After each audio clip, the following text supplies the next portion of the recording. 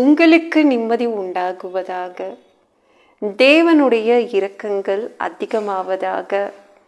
தேவன் என்ன சொல்றாங்கன்னா, ஏசாயா 49:23, நான் கர்த்தர், எனக்கு காத்திருக்கிறவர்கள் வெட்கப்படுவதில்லை என்பதை அப்பொழுது அறிந்து கொள்வாய். இயேசுவுக்காக காத்திருக்கிறீங்களா? நீங்கள் வெட்கப்பட்டு போக மாட்டீங்க. உயர்ந்து தான் நிற்பீங்க, வெட்கப்பட்டு போக மாட்டீங்க. பெருமை அடைந்து நிற்பீங்க, வெட்கப்பட்டு போக மாட்டீங்க. சரிங்களா? இனிமே செட்டைகளை விரித்து உயர பரப்பீங்க.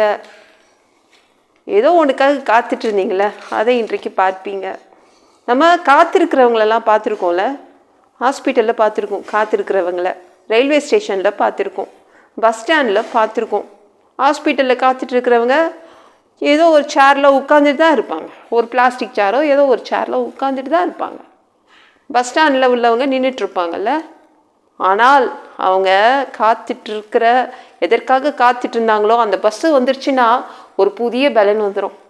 எதற்காக காத்துட்டு இருந்தாங்களோ அந்த ட்ரெயின் வந்துருச்சுன்னா ஒரு புதிய பலன் வந்துடும். அப்பாடா வந்துருச்சு, இனிமே நான் வீட்டுக்கு போயிடுவேன் ஏறி.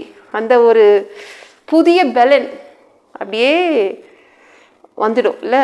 அது மாதிரி தான் இன்றைக்கி தேவன் உங்களுக்கு ஒரு புதிய பலனை கொடுப்பார். ஏன்னா நீங்கள் காத்துட்டு இருந்தீங்களே, எதற்காக காத்துட்டு இருந்தீங்களோ அதை நீங்கள் பார்ப்பீங்க. அதனால் ஒரு புதிய பலன் வரும். இனிமே நீங்கள் சோர்ந்து போக மாட்டீங்க.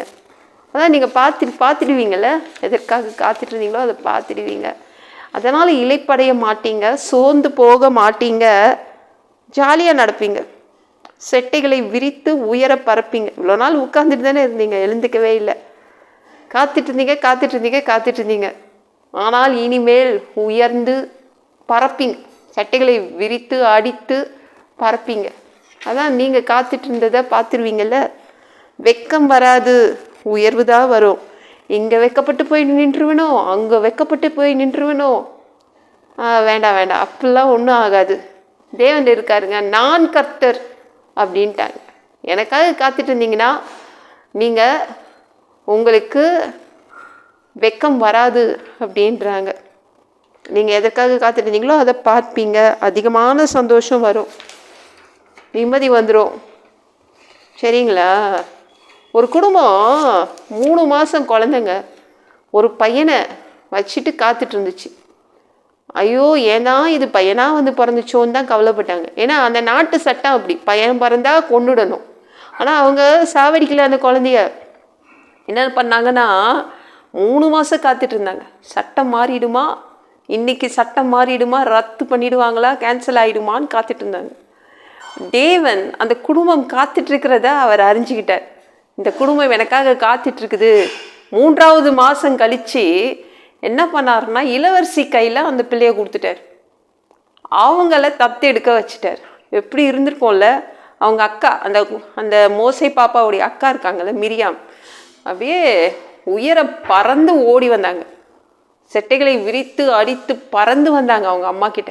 அம்மா, இனிமேலேருந்து நம்ம பாப்பாவுடைய அம்மா இளவரசி. தேவன் அந்த மாதிரி ஒரு எவ்வளோ நாள் காத்துட்டு இருந்தாங்களோ அதற்கு உரிய பலனை கொடுத்தார். அந்த பாப்பா சாகலை. 3 மாதம் கழிச்சும் அதால் வாழ முடியும் அப்படின்னு தேவன் அதை எடுத்து, அந்த குழந்தைய எடுத்து இளவரசி கையில் கொடுத்தாரு. ரொம்ப சந்தோஷம் வந்துருச்சு. அந்த குடும்பத்துக்கு புதிய பலன் வந்துருச்சு. யாரை பார்த்தாங்க? இளவரசியை பார்த்துட்டாங்க. இளவரசியை மட்டும் பார்க்கல, அவங்க கையில் யாருடைய பாப்பா இருந்துச்சு? இவங்க குடும்பத்தோடைய குழந்தை இருந்துச்சு.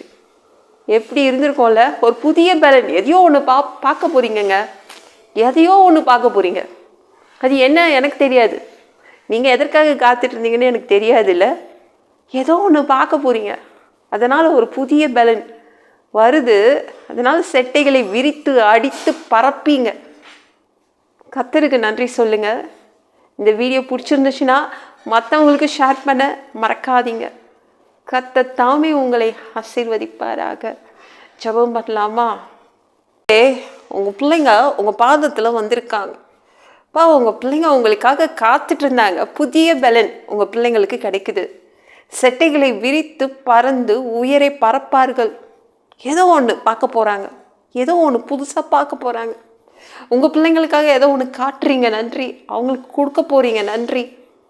பா, எல்லாம் பொல்லாத பிசாசுகள், ஏவல்கள், மந்திரங்கள், தற்கொலை ஆவிகள், பயத்தின் ஆவிகள், பலவீனப்படுத்துகின்ற ஆவிகள் எல்லாம் இயேசு என்ற பெயரினை கொண்டு துரத்துகிறேன். ஓடிப்போ.